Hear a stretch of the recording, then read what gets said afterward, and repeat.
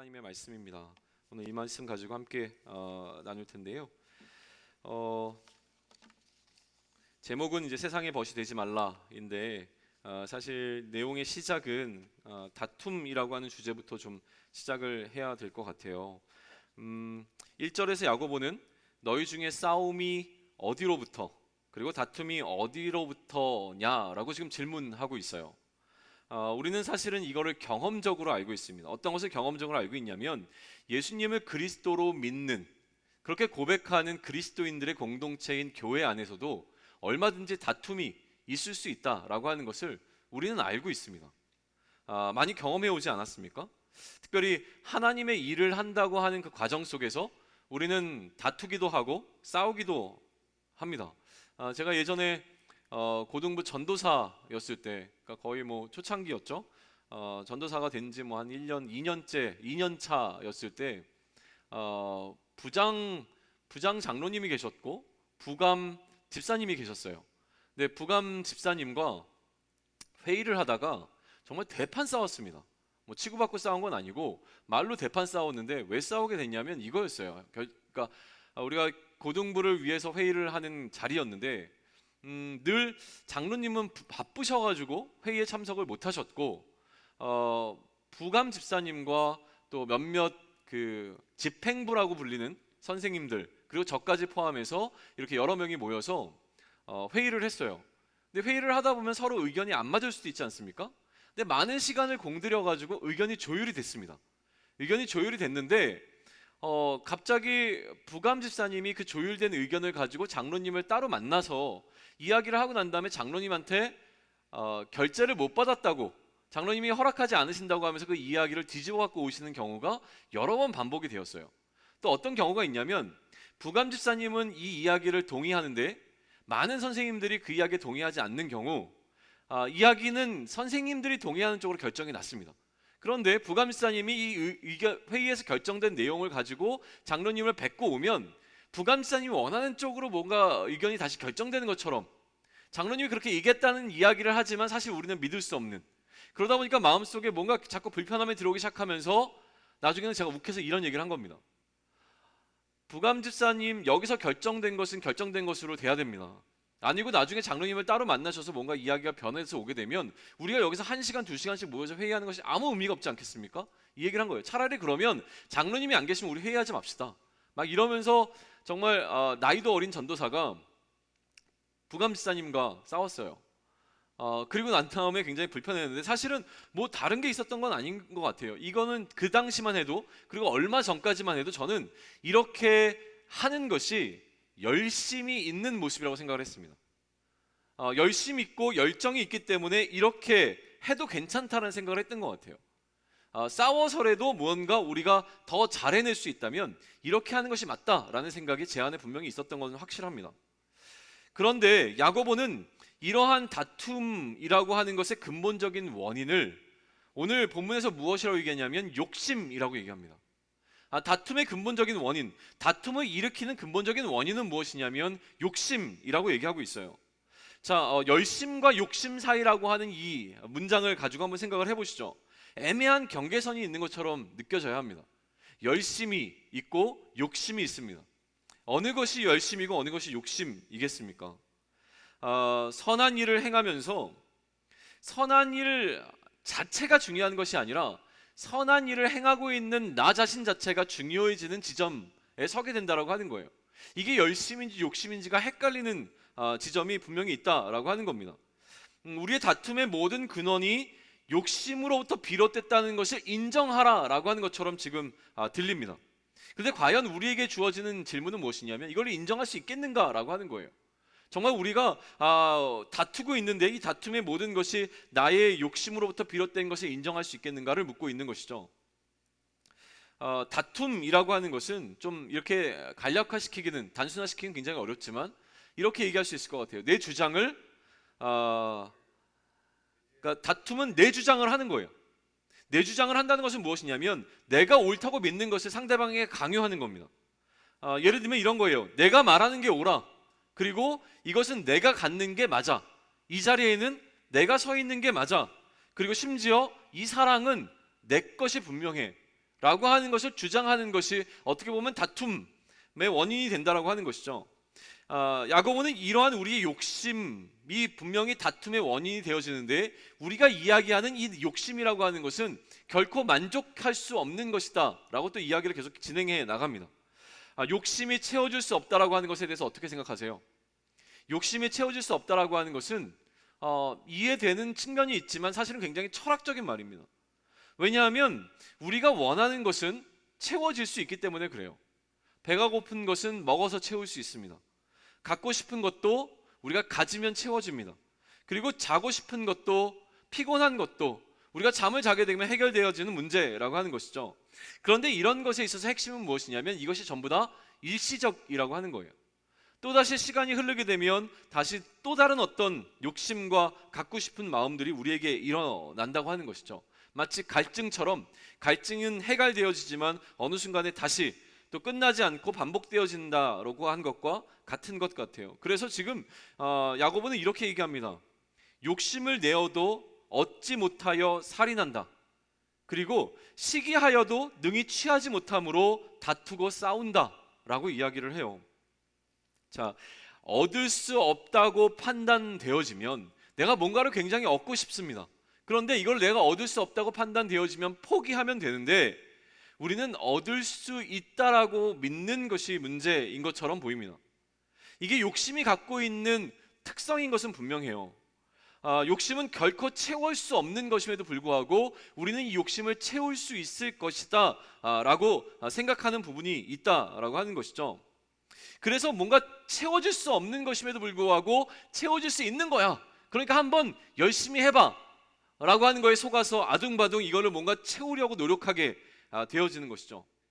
어떻게든지 갖고자 하는 우리의 소유욕은요, 야고보는 뭐라고 얘기하냐면, 이처럼 내가 무엇인가를 갖고 싶은 마음이 있고 이것을 반드시 가질 수 있다라고 하는 믿음 가운데서 애써서 나의 모든 것을 다 쏟아부는 노력을 우리가 하게 되어지는데, 어떤 노력까지 하게 만드냐면 기도까지도, 우리가 하는 기도까지도 우리의 욕심을 채우는 방편으로, 수단으로 사용한다라고 오늘 이야기를 합니다. 그래서 지금 야고보는 오늘 본문에서 어떤 이야기를 하고 있습니까? 우리가 얻지 못함은 구하지 아니하기 때문이고, 그 다음에 뭐라고 얘기합니까? 구하여도 받지 못함은 정욕으로 쓰려고 잘못 구하기 때문이라고 얘기하고 있어요. 자, 잘 보세요.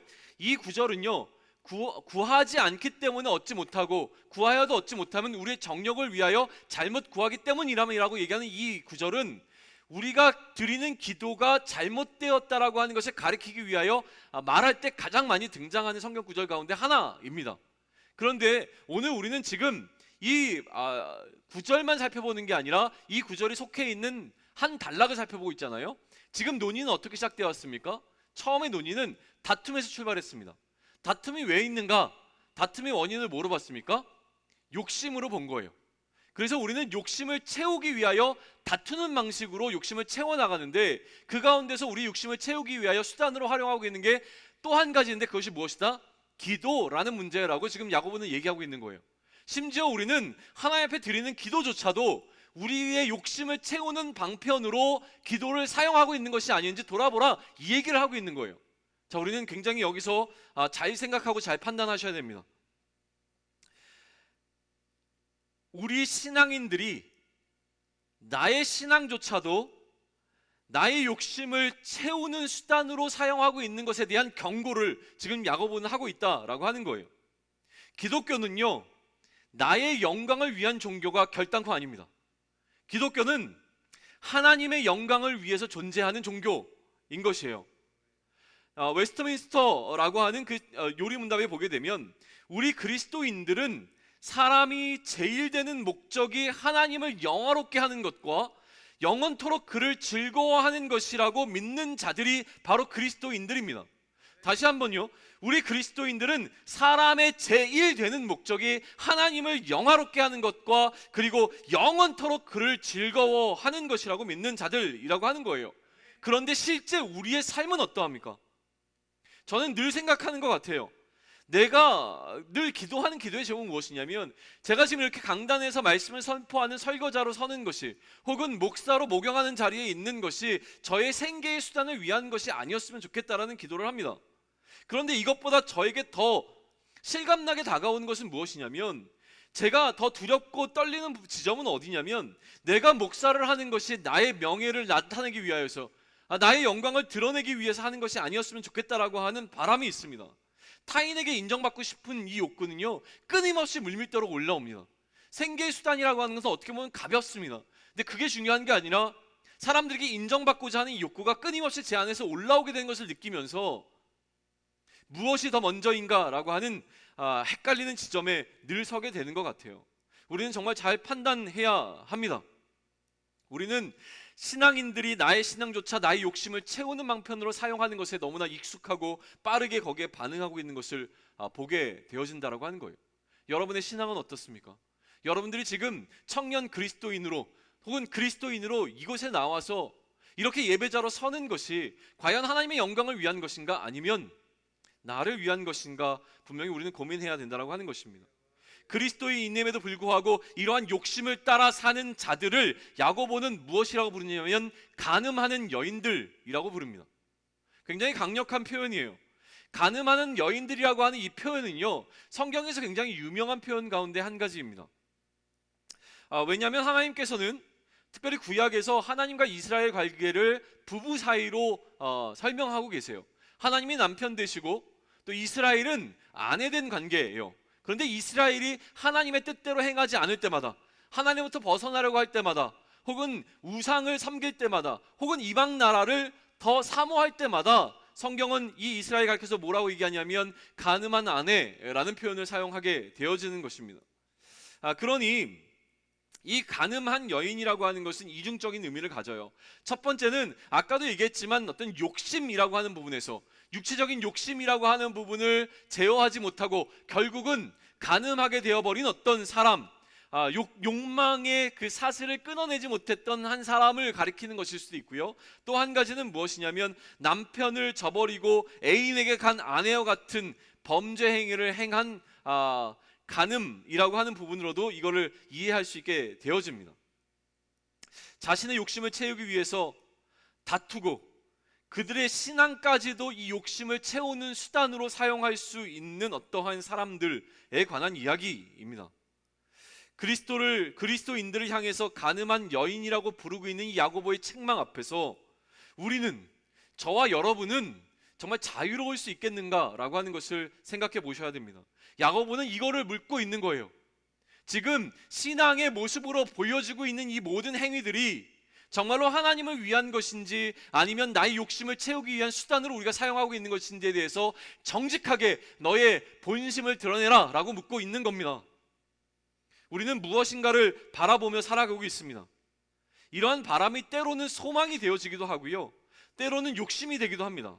아까는 열심과 욕심을 구분했다면 지금은 소망과 욕심이라고 하는 이 두 가지 주제를 좀 놓고 생각해 볼 필요가 있습니다. 자, 과연 소망과 욕심을 구분하는 기준점은 무엇일까요? 어느 것이 소망이고 어느 것이 욕심이 되겠습니까? 욕심 부리지 말라라는 말은요, 사실은 기독교 이 울타리 안에서만 얘기되는 것이 아니라 일반적으로 우리가 사람들이 살아가는 삶의 지혜를 이야기할 때에 욕심을 부리면 안 된다, 소위 얘기하면 자족하는 마음으로 살아라, 정덕껏 살아라, 이런 이야기들은 교회 밖에서도 얼마든지 들려오는 격언과 같은 이야기입니다. 그런데요, 가만히 한번 잘 생각해 보십시오. 세상은 갖고 싶은 것을 가지려고 노력하는 것에 대해서 그 마음 자체를 욕심이라고 사실은 부르지 않습니다. 잘 생각해 보셔야 됩니다.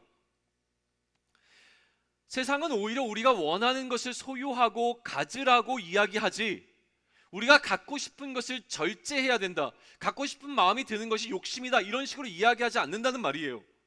왜냐하면 우리가 살아가는 이 세상은 자본주의 세상이고요, 물질이 주도하는 세상의 질서가 지배하는 세상이기 때문에 그렇습니다. 그러니 세상이 말하는 욕심이라고 하는 것은 무엇이냐면, 내가 무엇인가를 소유하고 싶은데요, 이것을 소유할 수 있는 능력이 없음에도 불구하고 그것을 소유하려고 하는 시도를 할 때 그거는 욕심이다 라고 얘기를 해요. 그러니 기준점은 무엇입니까? 나에게 얼마만한 물질적인 능력이 있느냐 없느냐가 기준이 되어진다라고 하는 말이에요. 나에게 물질뿐만이 아니라 무엇을 이룰 수 있는 능력이 있는가 없는가라고 하는 것은 전적으로 세상적인 기준에서 판단하게 되어지는 겁니다. 예를 들어서 이런 거예요. 제가 여러분에게, 여러분 잘 모르시겠지만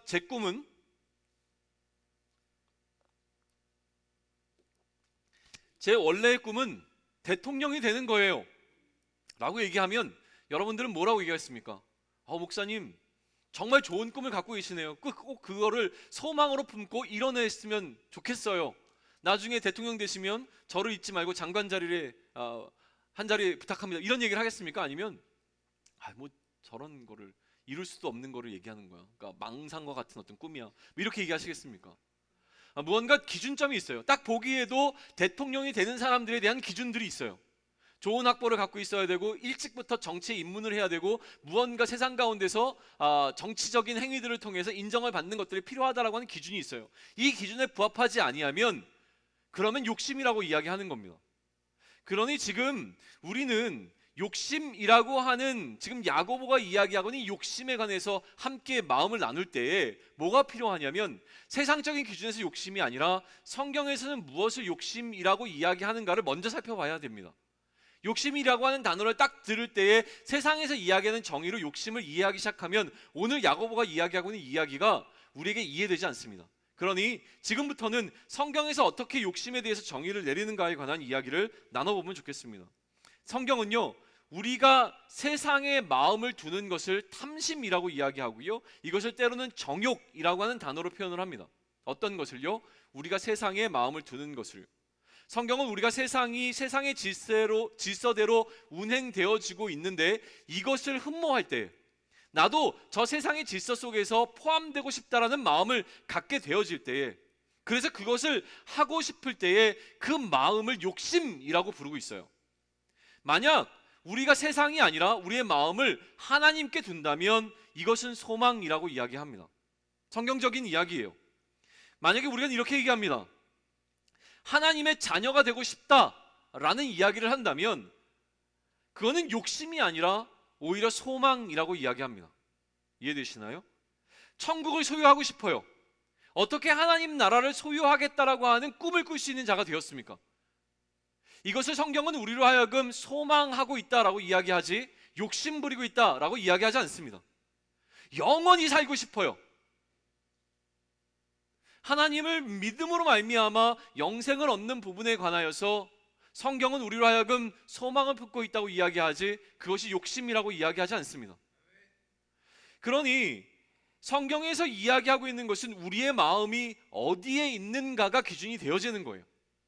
어떤 스펙이라든가 이런 것들이 중요한 것이 아니라요, 우리 마음이 하나님께 있으면 소망이 되어지고 우리의 마음이 세상에 놓여져 있으면 무엇이 됩니까?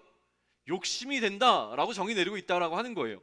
그러니 우리의 마음이 어디를 향하는가, 우리의 마음이 어디에 놓여 있는가라고 하는 건 너무나 중요한 주제라고 하는 겁니다.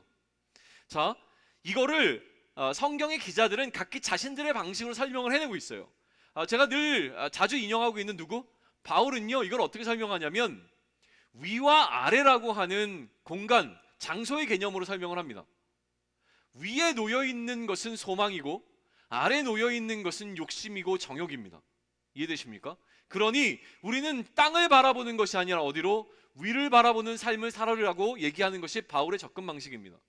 요즘 우리가 수요일마다 누구를 살펴보고 있습니까? 요한을 살펴보고 있는데요, 요한 1서에서 요한은 뭐라고 얘기합니까? 이거를 공간적인 개념으로 설명해서 빛 가운데 속한 것과 어둠 가운데 속한 것으로 나눕니다. 그러니 빛 가운데 속한 것을 소망하는 것이 소망이고 어둠 가운데 행하는 것은 무엇입니까? 우리의 정욕을 벗어버리지 못한 행위인 것이 되는 것입니다. 오늘 야고보는 어떻게 설명하고 있을까요? 오늘 야고보는요, 굉장히 신선한 방식을 접근하고 있는데 그것은 무엇이냐면 친구라는 개념을 도입합니다. 친구. 벗이라고 하는 표현으로 오늘 성경에는 기록되어 있는데요, 누구와 친구인가가 우리가 품고 있는 이것이 소망인지 아니면 욕심인지를 구분해낸다라고 하는 겁니다. 벗은 딱 둘밖에 없습니다. 한 명은 하나님이고 한 명은 세상이라고 하는 벗입니다. 우리는 둘 중에 한 명을 선택할 수밖에 없습니다. 왜냐하면 이 둘은 서로 원수지간이기 때문에 그래요. 친구가 딱 둘밖에 없는데요, 벗이 둘밖에 없는데 이 둘은 원수지간이에요. 그러니 둘 중에 한 명을 우리는 딱 선택을 해야 됩니다. 그래서 오늘 야고보는 뭐라고 얘기냐면 세상과 벗된 것이, 세상을 선택하는 것이 하나님과 원수되는 것이다 라고 이야기를 하는 거예요. 그러니까 우리가 세상과 벗이 되고자 하면, 세상의 질서대로 흘러가고 있는 이 세상에 마음을 빼앗기고 그 세상을 마음으로 흠모하기 시작하면 우리가 스스로 무엇이 되기로 결정한 겁니까? 하나님의 원수가 되기로 결정했다라는 표현을 사용하고 있는 겁니다. 양다리라고 하는 것은 없습니다. 그렇기에 지금 우리는 똑같은 선택, 하나님과 세상이 있습니다. 시각적으로 보여주기 위해서. 너무 이상한가요? 네, 죄송합니다. 두 가지가 있어요. 두 가지를 선택을 해야 되는데 하나님과 세상을 선택해야 됩니다. 자, 그런데 설득이 필요하죠. 세상도 매력적이고 하나님도 매력적입니다. 그러니 우리는 가치의 기준에 따라서 더 매력적인 것을 선택해야만 합니다. 그러니 야고보는 이 자신의 독자들에게 하나님을 선택해야 한다면 하나님이 얼마나 더 매력적인지에 대해서 설명을 반드시 붙여야 되는 것이죠. 그래서 야고보는 지금 5절과 6절을 기록하고 있는데 우리 5절을 먼저 한 목소리 같이 읽으면 좋겠습니다. 5절 찾으시죠? 찾으셨습니까? 우리 5절 씩씩하게 읽읍시다. 하나님의 말씀입니다. 같이 읽습니다. 시작. 너희는 하나님이 우리 속에 거하게 하신 성령이 시기하기까지 사모한다 하신 말씀을 헛된 줄로 생각하느냐. 아멘. 자, 무슨 얘기냐면요, 이 5절을 해석하는 것은 정말 100만 가지 해석이 있습니다. 그러나 제가 오늘 여러분과 나누고 싶은 것은 무엇이냐면, 저에게 하나님께서 특별히 주신 마음은 무엇이냐면 이 5절을 이렇게 보는 것인데요, 하나님은 성령이 시기하기까지 우리를 사모하신다라고 하는 이 말로 보는 겁니다. 자, 삼위 하나님에 대해서 알고 계십니까? 하나님은 한 분이시지만 그 안에 삼위가 계십니다. 성부와 성자와 성령 하나님이 계십니다. 성부는 아버지 하나님이시고, 성자는 아들 하나님이시고, 성령은 아버지와 아들의 영이십니다. 알고 계시죠? 그런데 이 삼위는 일체이십니다. 그렇기 때문에 그 하나 된 하나님 안에서 이 삼위가 서로 완벽하게 교제하십니다. 그리고 교제 가운데로 우리를 초대하신 겁니다. 완전하고 온전한 교제를 나눈다라고 하는 것은 서로 깊이 사랑하신다는 말이에요. 그들 가운데는 사랑의 흠이 없습니다.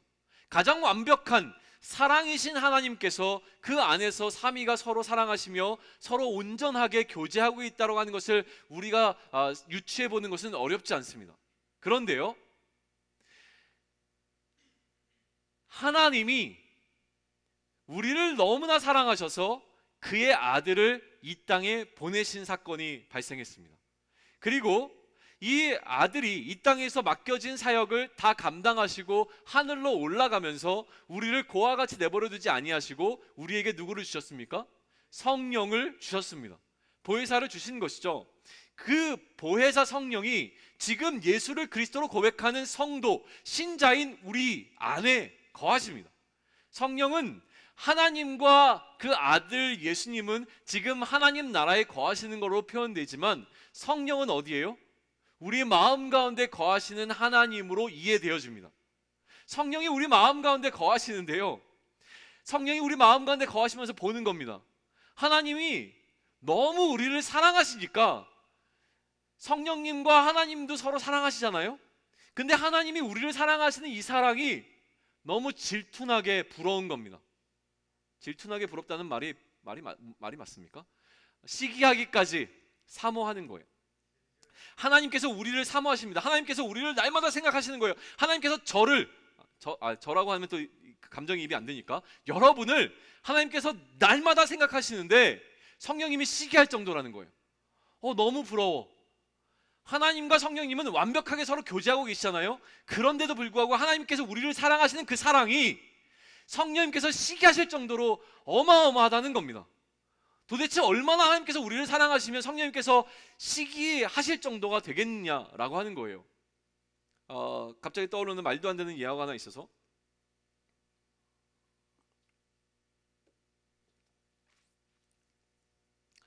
제 아이들이 저를 사랑하는 거 저를 믿습니다. 그런데요, 잘 때 가끔 우리 첫째와 둘째가 제가 이런 얘기해요. 오늘 아빠랑 같이 잘까? 그러면 싫다 그래요. 그래서 엄마랑 더 자겠다고. 그리고 어떨 때는 엄마랑 서로 자겠다고. 왜냐하면 이제 공간이 좁으니까 둘씩 나눠서 자야 되잖아요. 그러니까 한 놈만 올라가서 잘 수 있고 한 놈은 저랑 자야 되는 거예요. 근데 둘 다 엄마랑 자겠다고 막 투닥투닥 다퉈요. 제 마음이 어떨까요? 와, 우리 아들들이 엄마를 이렇게 사랑하는구나, 너무 좋다, 이 마음이 드는 게 아니라 시기하는 마음과 질투하는 마음이 당연히 생깁니다. 이것과 비교할 수는 없겠지만 죄송해요. 맞는 예언인지 잘 모르겠는데 어쨌든 지금 성령님의 마음 가운데 하나님이 너무나 우리를 사랑하시니까, 너무너무 우리를 사랑하시니까 성령님이 시기하는 마음이 들 정도로 하나님이 그렇게 사랑하신다, 이게 핵심입니다. 그런데 그렇게 사랑하시는 하나님이 무엇을 하시냐면 6절을 보세요. 6절, 우리 6절 다시 한번 큰 목소리로 같이 한번 읽습니다. 시작.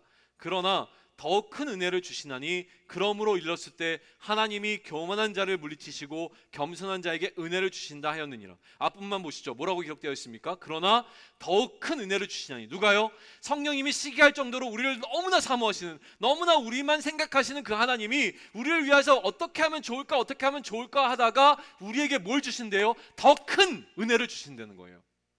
자, 더 큰 은혜는 비교급입니다. 무엇과 비교하여 더 큰 은혜를 주신다는 거예요.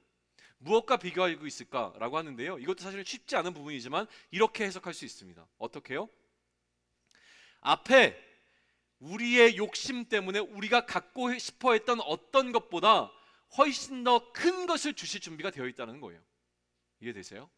우리가 뭔가 욕심이 있습니다. 뭘 너무너무 갖고 싶어요. 우리가 갖고 싶다고 상상하는 그 이상의 것을 늘 하나님께는 준비되어 있다는 거예요. 왜? 하나님이 그만큼 우리를 사모하시기 때문에 그렇습니다. 하나님이 그만큼 우리를 사랑하시기에 우리가 갖기를 원하고 소망하는 것보다 훨씬 더 큰 것을 누가? 하나님께서 주신다라고 하는 거예요. 그런데 그러면 이 은혜를 받기 위해서 우리에게 필요한 것은 무엇입니까? 기도 아니에요. 말씀을 보셔야죠. 오늘 말씀 속에서 뭘 얘기하고 있습니까? 기도하라고 얘기하고 있어요? 말씀을 보십시오. 뭐라고 얘기합니까? 그러나 더 큰 은혜를 주시나니 그러므로 일렀을 때 어떻게 하라고요? 하나님이 교만한 자를 물리치고 겸손한 자에게 은혜를 주신다 하였느니라. 그러니 우리는 어떻게 하면 되겠습니까? 교만한 자가 되는 것이 아니라 겸손한 자가 되어진다라는 이야기를 하고 있는 겁니다. 교만과 겸손도 상대적인 개념입니다. 야고보가 교만과 겸손을 나누는 기준은 그럼 무엇인가를 우리는 야고보에게 물어야 되는 것이죠. 도대체 무엇이 교만한 태도이고 무엇이 겸손한 태도인가 라고 하는 것인데요, 오늘 이 본문의 흐름 속에서 보게 되면 야고보는 뭘 얘기하고 있냐면, 교만한 자는 누구입니까? 세상과 벗된 자가 교만한 자이고, 누가 겸손한 자입니까? 하나님과 벗된 자가 겸손한 자다라는 이야기를 지금 하고 있는 겁니다. 세상과 벗된 것이 그럼 왜 하나님 앞에서 교만한 것일까요? 성경은요, 세상이라고 하는 것을 두 가지로 설명합니다. 세상이라고 하는 단어를 이중적으로 사용하고 있는데, 첫 번째 세상은 무엇이냐면 하나님이 창조하신 세상입니다. 그러나 그 이후에 타락한 세상을 가리킬 때 세상이라는 말을 표현합니다. 두 번째는 어떻게 사용하냐면, 처음부터 하나님께서 창조하지 않은 어떤 것이 있었는데 그것이 이 세상 가운데 들어와서 이 세상을 지배해버린 그 세상, 이 또 세상입니다. 그래서 지금 사실 우리는 세상과 벗되지 말라고 얘기할 때는 두 번째 세상을 이야기해요. 자, 그러면 처음부터 하나님께서 창조하지 않으신 어떤 것이 이 세상 가운데로 들어왔다는 개념을 우리는 반드시 이해하고 넘어가야 되는데요, 생각해 보세요. 우리의 신앙의 고백은 어디서부터 출발합니까? 창세기 1장 1절 무엇라고 기록되어 있습니까? 태초에 하나님이 천지를 창조하시니라. 하나님께서 모든 것을 창조하셨다는 고백에서 출발하고 있는 것이 우리의 신앙의 출발점인데, 하나님께서 모든 것을 창조하셨는데 이 세상 가운데서 하나님께서 창조하지 않으신 것이 어떻게 세상 가운데 들어올 수 있겠습니까? 라는 질문을 던지고 있는 겁니다. 세상은 하나님께서 창조하신 것이 분명합니다. 그런데 하나님께서 창조하지 않으신 어떤 것이 들어왔습니다. 그것이 무엇일까요? 라는 거예요. 자, 하나님께서 창조하신 세상 가운데 하나님께서 유일하게 인간들에게 금지시켰던 것 하나가 있습니다. 그것은 무엇이냐면 선악을 알게 하는 나무의 열매는 먹지 말라라고 하는 거였어요. 자, 열매를 먹느냐 안 먹느냐, 그 열매 자체가 중요한 것이 아니라 이것을 먹지 않는 것, 다시 얘기하면 그 명령을 준행하는 것이 너무나 중요하다라고 하는 거예요. 명령을 준행하지 않는다는 것은 무엇입니까? 하나님의 명령에 순종하지 않는다라고 하는 것이죠. 불순종이라고 하는 거예요. 자, 불순종했을 때를 한번 생각을 해보세요. 왜 불순종을 한 것인가요? 우리가 교만했기 때문입니다. 인간이 교만했기 때문에 하나님의 명령에 불순종한 겁니다.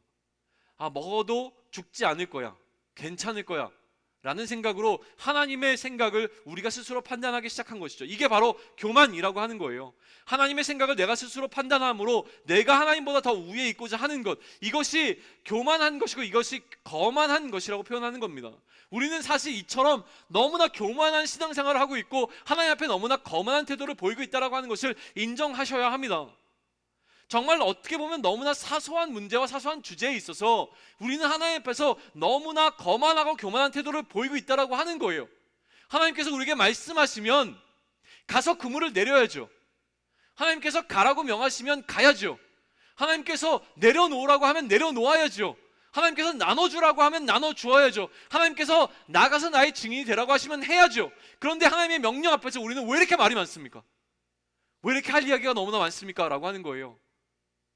내가 판단하는 것이죠. 하나님의 명령에 순종했을 때에 깊은 곳에 가서 그물을 내리라고 했을 때에 나아갔어야 되는데 우리는 그물이 지금 너무 헤어져서 가봤는데 하루 종일 해봤는데 안 되는 일인데 지금 바쁜 다른 일이 있는데 우리가 왜 하나님의 생각을 제한하고 판단하기 시작합니까? 우리는 너무나 하나님 앞에서 거만하고 교만한 태도를 보이고 있다라고 하는 것이죠. 저 역시도 사실 동일합니다. 사실 저는요, 신앙의 극단적인 선택이 좀 있었으면 좋겠다는 생각을 요즘 들어 더 많이 하고 있는 것 같아요.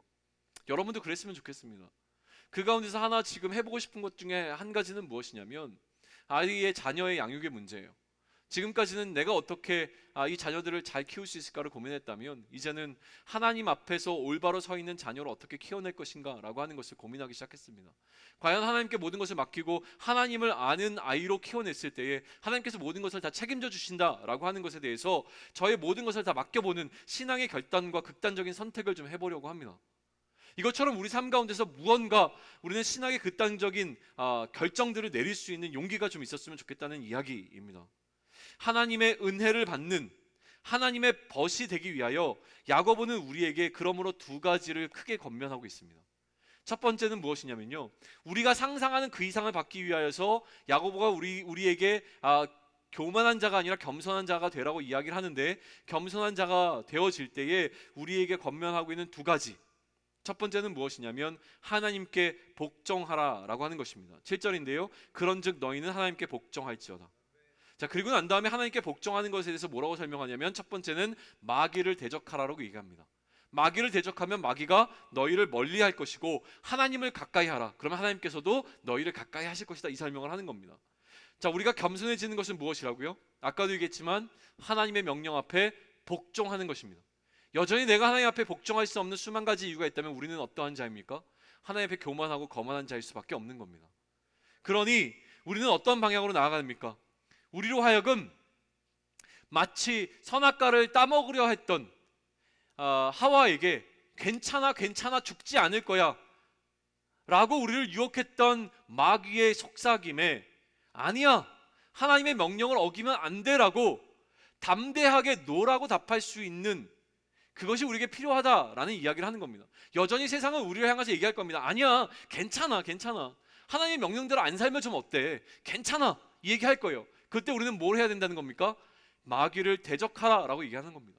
노라고 얘기를 할 수 있어야 되는 것이죠. 그러니 조금 더 우리는 세상이 아니라 하나님께 가까이 가는 방향으로 나아가야 된다. 그러면 하나님께서도 우리를 가깝게 하실 것이다 라는 이야기를 하고 있는 것이죠. 두 번째, 하나님의 벗이 되기 위하여 첫 번째는 복종하는 것이라면 두 번째는 깨끗이 하라라고 하는 것입니다. 뭐라고 이야기합니까? 죄인들아 손을 깨끗이 하라. 그 다음에는요, 두 마음을 품은 자들아 마음을 성결하게 하라 라고 이야기합니다. 무슨 말이냐면 세상과 벗된 자들에게 너희가 깨끗해져야 된다라고 하는 것입니다. 세상과 벗된 자들이 깨끗해지는 것은 무엇을 이야기하겠습니까? 세상으로 향한 마음들을 완전히 정리해내는 것이 필요하다라고 얘기하는 것입니다. 세상을 향한 마음을 성결하게 한다는 것은 무엇일까요? 세상을 대하는 나의 태도를 완벽하게 바꾸는 것을 얘기합니다. 9절에 보게 되면 슬퍼하며 애통하며 울지어다 라고 이야기해요. 너희 웃음을 애통으로, 너희 즐거움을 근심으로 바꿀 것이라고 하는 이 이야기, 다시 얘기하면 무엇입니까? 레디칼 체인지라고 하는 가치관의 급진적인 변화가 우리 안에 들어오지 않으면 이것이 일어날 수 없다라고 하는 것을 극단적으로 보여주고 있는 거예요. 세상의 즐거움으로 웃고 있는 나의 모습이 이제는 슬픔으로 다가와야 합니다. 세상 가운데서 즐거워했던 나의 많은 것들이 나에게 슬픔으로 다가와야 하고, 세상의 즐거움에서 벗어나지 못하고 있는 나의 모습이 나에게 근심으로 다가와야 한다는 것을 이야기합니다. 이것이 나에게 슬픔으로 근심으로 다가오지 아니하면 우리는 세상과 벗된 것을 정리해낼 수가 없다라고 하는 이야기를 하는 거예요. 여전히 좋은데 어떻게 세상과 벗된 것을 끊어낼 수 있겠습니까? 내가 세상과 벗대 있는 나의 상황이 슬프고 근심이 되어질 때에 세상으로부터 나는 나를 분리해낼 수 있게 되어지는 겁니다. 이 단락의 결론을 맺으면서 야고보는 낮추면 높아지는 원리를 이야기합니다. 이거는 예수님께 배운 것이라고 보여집니다. 예수님께서 늘 얘기하셨던 것은 이것입니다. 자신을 낮추면 높이신다라고 하는 것인데요, 10절을 봅니다. 주 앞에서 낮추라, 그리하면 주께서 너를 높이시리라 라고 이야기합니다. 우리의 욕망을 해결하는 방법에 관한 이야기를 하는 거예요. 우리는 끊임없는 내 안에서 일어나는 욕망을 해결하기 위하여 시기와 다툼, 심지어 살인까지도 행했습니다. 이것이 우리가 우리의 소유를 채우는 방식이었어요. 우리의 욕심을 채우는 방식이었다고 하는 거예요. 경쟁하는 것이 필요했기 때문에 그렇습니다. 내가 더 갖기 위하여, 내가 더 좋은 위치에 올라가기 위하여 우리는 나의 욕심을 채우는 방식으로 경쟁을 했습니다. 경쟁을 해야 되니 필연적으로 우리는 다퉈야 됐고 싸울 수밖에 없는 구조 속에 우리는 놓여 있었고, 이것이 당연하다라고 생각했습니다. 그런데 오늘 야고보는 우리의 생각을 완전히 뒤집어 놓습니다. 어떻게 이야기합니까? 우리가 갖고 싶어 하는 어떤 것, 우리가 소망하고 욕심을 갖고 있는 어떤 것들을 채워줄 수 있는 것은 경쟁과 다툼과 시기와 살인이 아니다 라고 얘기하는 거예요. 우리가 갖고 싶어 하는 것을 완전하게 온전하게 채워줄 수 있는 유일한 방법이 있으니 그것은 무엇이냐면 겸손해야 된다라는 이야기를 하고 있는 겁니다. 우리는요, 이제까지 경쟁하는 방식으로만 살아왔던 것이죠. 나의 옳음을 증명받기 위한 방식으로 익숙해져 있었고, 내가 손해보지 않기 위한 몸부림으로 살아왔습니다. 제가 어릴 때요, 지금도 선명하게 기억하고 있는 한 장면이 있는데, 거의 초등학교 때로 기억해요. 매일 누나와 싸웠습니다. 매일 싸우다가 이 싸움이 끝나지 않았어요. 그래서 자는데 꿈속에서도 누나랑 싸운 거예요. 말다툼을 막 계속 하다가, 그러면 너는, 이 얘기를 했는데 이게 꿈에서 안 끝나고 소리를 지른 거예요. 자다가 버럭. 그래갖고 막 사방에서 가족들이 다 와가지고 무슨 일이 있냐고, 큰일 난 줄 알고 갑자기 자다가 얘가 소리를 버럭 지르니까. 근데 저는 그때 제가 무슨 얘기를 했는지 저는 기억하거든요. 누나랑 싸우다가 그러면 너는, 그리고 난 다음에 그러면 나는, 그러니까 이 얘기를 한 거예요. 그러면 너는 잘났어, 이 얘기죠. 그러면 뭐 나는 어떻게 해? 나는 이대로 하는, 이 이야기를 계속하면서 너무 서운했던 겁니다. 자, 그런데요, 지금 야고보는 공동체의 문제를 이야기하고 있어요. 너희 중에서 너희 가운데 다툼과 싸움이 있다, 이 얘기를 합니다. 너희들은 누구입니까? 예수를 그리스도로 인정하고 있는 신앙인들의 공동체였단 말이에요. 그 공동체에 뭐가 있습니까? 싸움과 다툼이 있었어요. 이 싸움과 다툼을 돌아보라 라고 이야기를 합니다. 공동체의 문제, 우리는 다시 돌아봐야 합니다. 우리 공동체의 문제에 다툼과 싸움이 있을 때에 그 문제의 근원이 나의 욕심이 아닌가라고 하는 것을 돌아볼 것을 우리에게 요청하고 있다라고 하는 겁니다. 내 안에 들어오게 되는 공동체를 향한 불만들, 혹은 공동체의 어떤 멤버들을 향한 불만들의 그 기본에 무엇이 있냐면 나의 욕심을 채우기 위한 어떤 것이 존재하지 않는지를 살펴보라 라는 것을 이야기합니다. 거기에 내가 있지 않습니까? 그럼 나는 어떡하냐? 내가 이것을 포기하면 그럼 나는 어떻게? 나는 어떻게 존중받는가? 나는 어떻게 인정받는가? 이것들이 놓여있지 않은가를 살펴보라고 하는 이야기처럼 들린다라고 하는 겁니다. 그러니 야고보의 이야기를 우리가 받아안는다면 우리 공동체에 필요한 것은 무엇이겠습니까? 우리는 나를 내려놓는 겸손으로 가야 된다라고 하는 겁니다. 우리는 싸움과 다툼을 통해서 우리의 필요를 얻는다고 생각하는 것에 익숙해 왔습니다. 그러나 지금 야고보는 싸움과 다툼이 아니라 무엇을 통해서? 겸손을 통할 때에 우리가 생각하는 우리의 생각, 우리의 상상 그 이상의 것을 하나님께서 은혜로 우리 가운데 채워주실 것이라고 하는 것을 믿고 신뢰함으로 나아가라고 우리에게 얘기하고 있는 것입니다. 우리는 결론에 도달했습니다.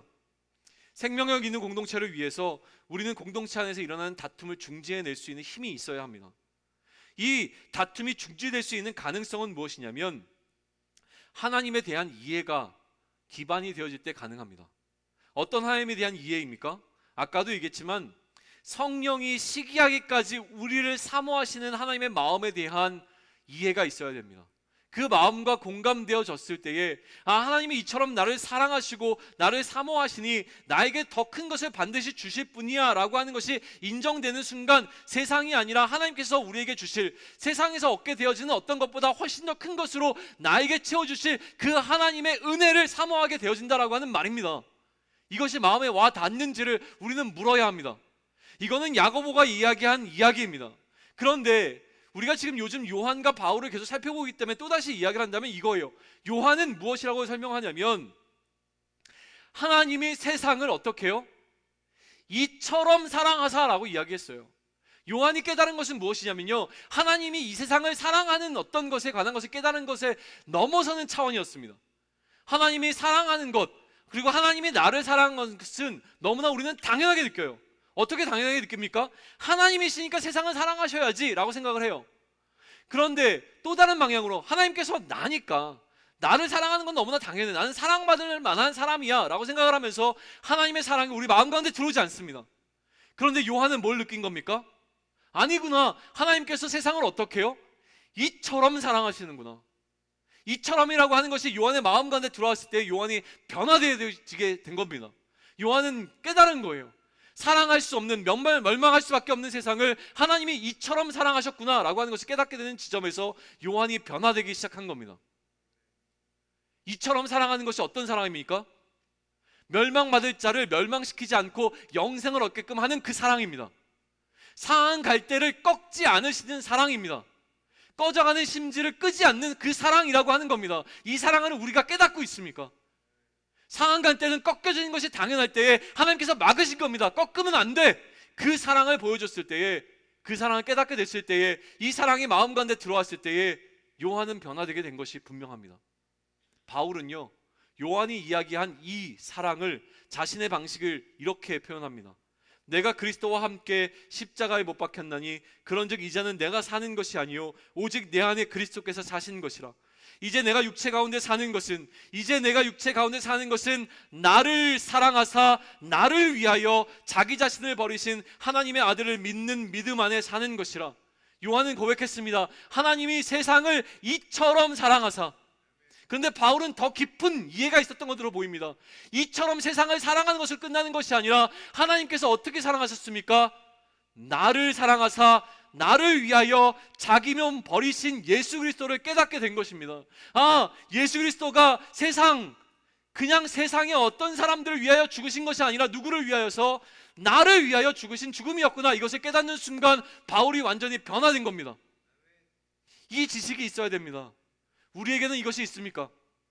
내 주변에 있는 어떤 사람들을 위하여 죽으신 예수 그리스도가 아니라 나를 위하여 죽으신, 나를 위하여 십자가에 달리신, 나를 사랑하신 그 예수 그리스도에 대한 것이 내 마음 가운데 들어올 때에, 그때에 내가 세상이 아니라 하나님께서 얼마나 나를 사랑하신지를 깨닫게 됨으로 말미암아 세상에 벗된 것들을 정리하고 하나님의 벗이 될 수 있도록 결단하며 나갈 수 있는 그 결단함이 생기게 되는 지점이 오게 되는 겁니다. 여전히 하나님의 그 사랑이 느껴지지 않는데 얼마나 하나님이 나를 사모하시는지, 그래서 얼마나 사모하시기에 그의 아들을 죽음으로 몰아가셨는지가 이해되지 않으면 우리는 결단코 변할 수 없습니다. 세상에 어떤 사람들을 사랑하기 위하여 죽으신 죽음이 아니라 결국은 나라고 하는 것입니다. 하나님께서 우리를 향하여 그 은혜를 주십니다. 우리가 세상 가운데서 얻고자 하는 그 어떠한 은혜보다도 더 큰 은혜를 주겠다고 이야기하시는데 이 은혜 포기하면 안 되지 않겠습니까? 어떻게 하면 되겠습니까? 하나님 앞에 복종해야 합니다.